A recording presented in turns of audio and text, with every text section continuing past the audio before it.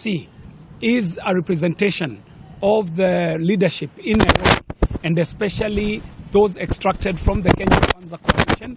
And we have a statement to make in regard to the state of the city county. This is a press statement by Nairobi leaders on the state of Nairobi City County. It is our observation, an observation that is now the view of a majority of the city county's residents, that Nairobi could be facing its worst leadership crisis at City Hall in this capital's history. The dream that was sold during the campaigns of a city of order and dignity, hope and opportunity for all has turned into the nightmare that Nairobi is becoming. Clamped in an ever-tightening chokehold of an arrogant, high-nosed, aloof and dangerously corrupt leadership, Nairobi City is drowning in the murky lakes of free-flowing sewerage, estate buried in mountains of garbage, taps whistling to the tunes of dryness as storm waters flood our homes and businesses. The skies above the city skyline are being punctured by precariously unplanned, haphazardly constructed towers that know no limit, because the city sets no limit for any developer who is willing to bribe the approvers at City Hall with cash or apartments and commercial space in these high-rise structures. Nairobians deserve and are demanding for a leadership that has a plan. Nairobi deserves a leadership with a clear vision, a leadership that relies on a well-thought-through master plan as the cardinal guiding instrument that will be informing all policy decisions, legislative proposals, programs, and project decisions.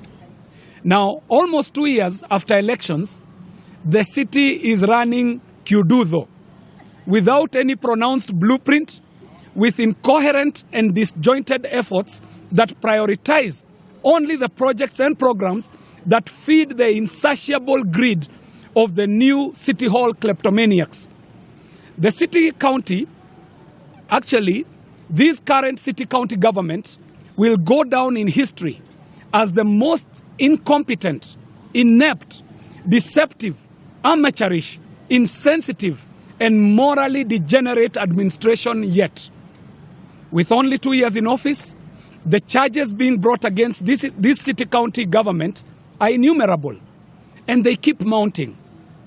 A recent Auditor General's report unearthed gross mismanagement of public finances, payments of huge amount of monies to ghost workers, corrupt and selective payment of pending bills in exchange for big kickbacks, suspicious accounts, and misappropriation of billions of Kenya shillings. In a shocking revelation last year, a mere junior officer, wielding authority directly granted by the governor, clandestinely approved over 600 building plans against the Physical Land Planning Act, which stipulates that the county chief officer is responsible for approving building plans. That would explain the Kiuduzo development and the unplanned high-rise buildings that are mushrooming and cropping up, being plugged in every corner of this city. Such cases of horrific abuse of power only give a sneak preview of the rot house that is the Nairobi City County Hall, further indicting its highest offices at City Hall.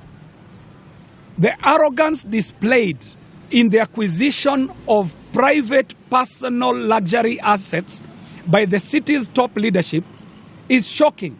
Not only is it shocking, it is nauseating.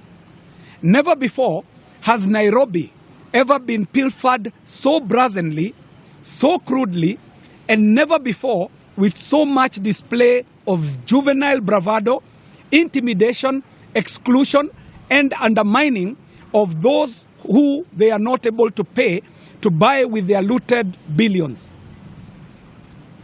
Pitting leaders against each other and sponsoring petty squabbles has become the expensive hobby of the governor and his court of loyalists, the loyalists who are loyalists for hire. Yes. The City County Assembly risks sinking into a dysfunctional, remote-controlled, ineffective house with the ever-dangling carrot promised to those who are willing to sell their loyalty and dignity for a paltry 30 coins of silver. And we are saying to the executive at Nairobi City Council, let our MCAs go. MCAs do not need handouts. They do not need bribes. You need to institutionalize the Ward Development Fund so that these MCAs are able to conduct their development in their respective wards. MCAs are not there to beg for handouts in the governor's parlor. They are not there to be bribed for whatever reason that the governor thinks that these MCAs need to be bribed for. They need their independence. They need their financial independence by providing a good structure for the Ward Development Fund to be properly funded, well instituted, so that they can undertake their development in their county wards. It is for this reason that we, a representation of Kenya Kwanza leaders, and by extension, representatives of the millions of disgruntled Nairobi residents, want to call Governor Sakaja and his administration to order. We are also calling upon the relevant audit, oversight, and investigative bodies to swiftly intervene and rescue Nairobi from the shackles of rampant mismanagement and incompetence. We are starting right here at home. We are starting here in Parliament. Senate, which has the constitutional mandate of oversight over counties, must process the Nairobi situation with urgency. Governor Sakaja must account to the citizens through appearances before Senate. He must be invited to put the record straight, and these invites are invites that he must honor. There is no excuse by any governor as to why you cannot honor an invite by Parliament. An invite that is not honored calls or attracts a summon. And when the summons are not honored, it attracts the penalties as stipulated by the law of Kenya and by the standing orders of this very honorable August House. He must be invited to put the record straight, invites that he must honor. It is the least that